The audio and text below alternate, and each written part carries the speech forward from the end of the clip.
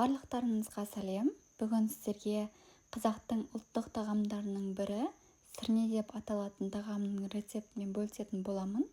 Бұл тағамның жасалу жолы өте ерекше, дәмі де сочный, керемет болып шығады.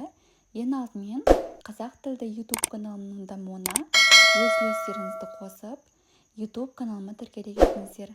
Ингредиент мөлшерлерінің барлығын толықтай описание бөліміне жазып кетемін. Бірінші кезекте құйрық майымызды пышақтың көмегімен өте жұқа етіп турайтын боламыз. Барлығын турап болғаннан кейін қазанымызды қыздырып, ішіне май құймай, туралған құйрық майларымызды бірінің үстіне бірін орналастырып шығамыз. Мен тураған қойдың құйрық майы болатын. Достар, менің YouTube каналымда Pinduoduo курсының OTDO сабақтары түсіндірілген. Қарап отырсаңыздар болады. Ендігі кезекте осы құйрық майларымыздың үстіне қабырға сүйектері мен еттерімізді бірінің үстіне бірін орналастырып шығамыз.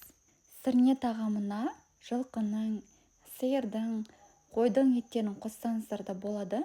Міндетті түрде сиырдың, болмаса жылқының, қойдың етін қосу деген заң жоқ. Өздеріңіз қалаған еттерді қоса берсеңіздер де болады. Ендігі кезекте жуа, яғни пиязымызды турап, осылай орталарын бірінен бірін ажыратып аламыз.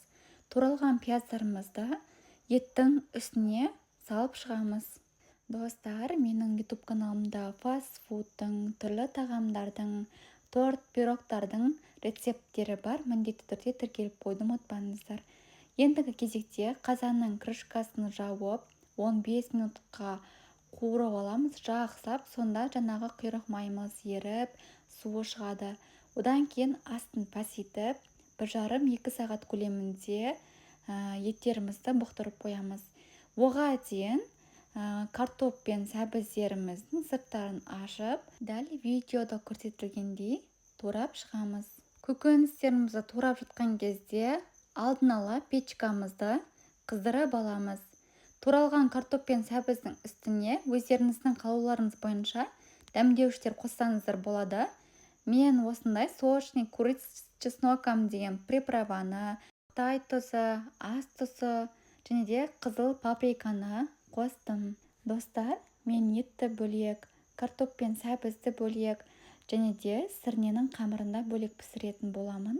Бірақ сіздерге ыңғайлы болу үшін барлығын бірге қазанға пісірсеңіздер де болады. Бірақ дәл осы мен ұсынған рецептпен жасасаңыздар да дәмі өте ерекше, керемет болып шығады. Дәмдеуіштеріңізді қосып болғаннан кейін зірамызды осындай арнайы езетін ыдыстың көмегімен салып шығатын боламыз. Соңғы этаптың бірі сұйық майымызды барлығына теңдей құйып шығамыз. Сұйық майымыздың үстіне қара бұрышымызды да себелеп шығамыз. Қатты көп қосып жібермеңіздер, себебі сіздердің көкөністеріңіздің дәмі ащы болуы мүмкін. 200 градуста 40 минут шамасында пісіріп аламыз. Оған дейін сірненің үстіне қойылатын қамырды дайындаймыз. Ұнымызға жұмыртқаны, суымызға тұзды қосып, тұзды ерітіп алып, осылай қолымыздың көмегімен қамыр илеп шығамыз. Қамырымыздың тығыздығы орташа болу керек. Қатты болмас үшін, қатты жұмсақ бұлдырап қалмас үшін орташа тығыздықта илеген дұрыс. Қамырымызды илеп болғаннан кейін бетін тамамымен 20 минут көлемінде демалдырып қоямыз. Оған дейін қамырдың ішіне қосатын салмасын дайындаймыз. Салмасы үшін пияз, чесноктың жасыл шөбі, тұз, қара бұрыш, сұйық май, жуа қажет болады. Жуа дегеніміз яғни пияз. Одан кейін қара бұрышымызды қосып, барлығын қолымыздың көмегімен жақсылап араластырып шығамыз. Тұздың біркелкі болу үшін 5 минут шамасында осылай сәбізді мыжып алыңыздар. Салмасын дайындап болдық. Оған дейін қамырда июі қанып, демалды. Енді оқтаудың көмегімен әдемілеп қамыр жайып шығамыз. Қамырымызды жайып болдық. Келесі кезекте кесіп алып, ортасына салмасын салып, гүл ханым етіп қамырды түйіп шығамыз. Қамырымыз өте нәзік, сүйкімді болып көрінеді. Түйу жолын дәл видеодағыдай жасайтын боласыздар.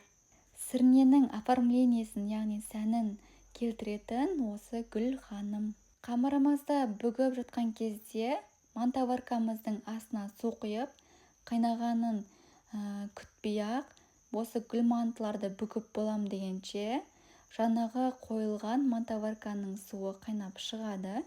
Мінекей, мантаваркамызды майлап, қамырларымызды орналастырып, 40 минут көлемінде орташа оттықта пісіріп шығамыз. Печкадағы картоп пен сәбізді қазанымызға салып, 20 минут көлемінде үстіне су құйып қайнататын боламыз. Біздегі ет тұздалған, сондықтан да етті қуырмайтын кезде тұздалған жуақпын. Біздің сірнеміз дайын. Ендігі кезекте осындай ыдысымызға орналастырып шығамыз. Қамырымыз да пісті.